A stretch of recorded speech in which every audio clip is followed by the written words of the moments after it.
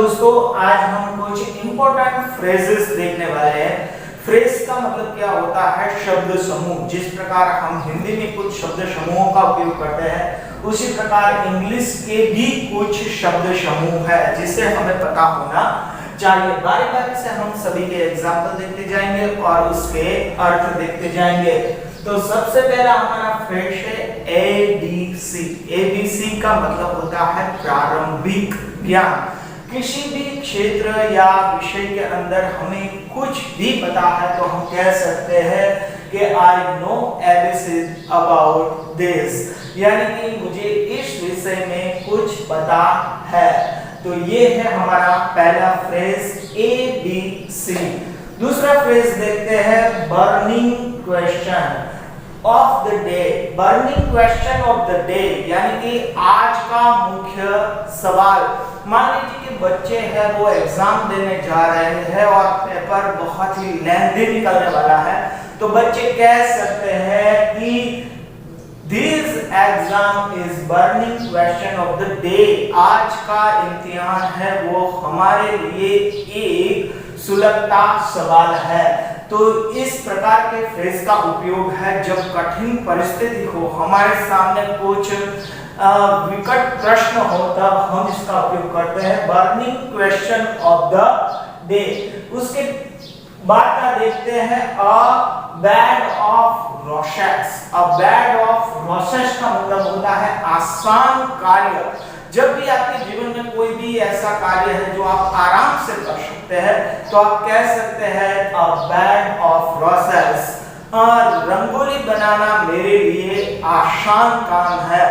The rangoli made a रोसेस for me.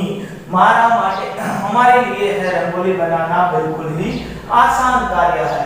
अब black sheep यानी कि गद्दार। कोई भी इंसान है वो हमसे दगा करता है, कुछ गद्दारी करता है, तो उसके लिए हम इस फ्रेज का उपयोग कर सकते हैं अ ब्लैक शीप। शीप का मतलब होता है जहाज और ब्लैक का मतलब होते हैं काला, यानी कि काला जहाज। Rahul is a black sheep for our office. हमारे ऑफिस के लिए राहुल है वो एक काले जहाज के बराबर, यानी कि वो एक गद्दार है। ऐसा भी हम कह सकते हैं जब किसी के गद्दारी के बारे में हम बात करते हैं, तब इस फ्रेज का हम उपयोग कर सकते हैं। दोस्तों, अगला फ्रेज हम कहते हैं to shed crocodile tears. Crocodile यानी कि मगरमच्छ और टीयर्स का मतलब होता है आंसू, यानी कि मगरमच्छ के आंसू। जब कोई व्यक्ति है वो झूठे आंसू बहाता है, तब हम कह सकते हैं टू शेड क्रोकोडाइल टीयर्स, यानी कि वो मगरमच्छ के आंसू रो रहा है।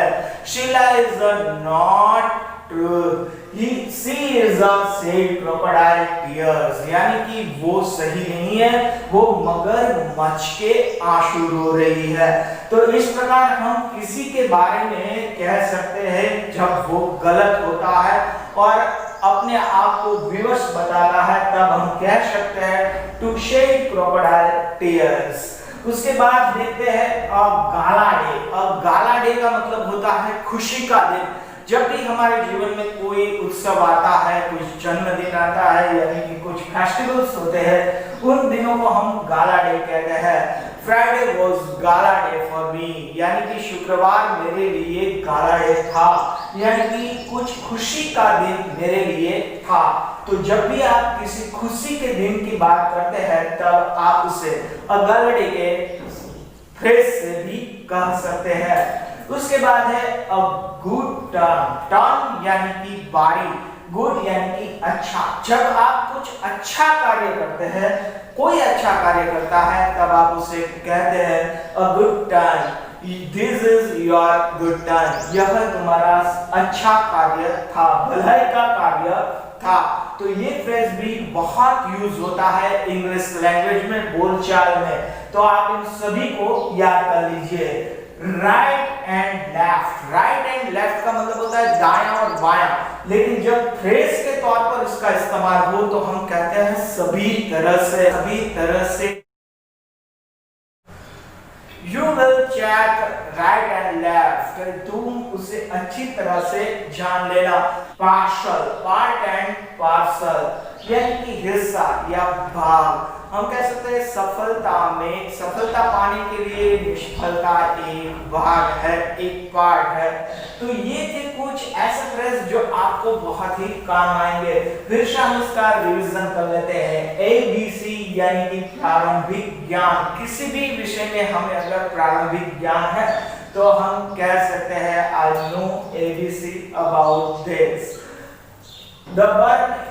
The burning question of the day, यह सवाल आज का सुलगता सवाल है, बड़ी समस्या है। A bed of process, आसान कार्य। A black sheep यानी कि गद्दार, कोई व्यक्ति गद्दार है तो उसके लिए हम कह सकते हैं a black sheep। To shed crocodile tears यानी कि मगरमच्छ के आंसू, गलत तरीके से अपने आप को प्रस्तुत करना।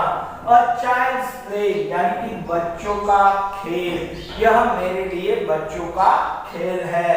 A gala day मतलब खुशियां मनाने वाला दिन, जिस दिन हम बहुत ही खुश है उस दिन को हम कहते हैं गाला day.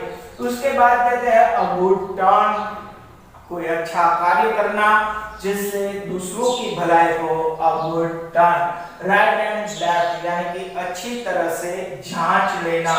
And part and parcel यानी कि हिस्सा, भाग, किसी भी क्षेत्र का एक छोटा सा हिस्सा, स्टेप, उसे हम कह सकते हैं पार्ट एंड पार्सल।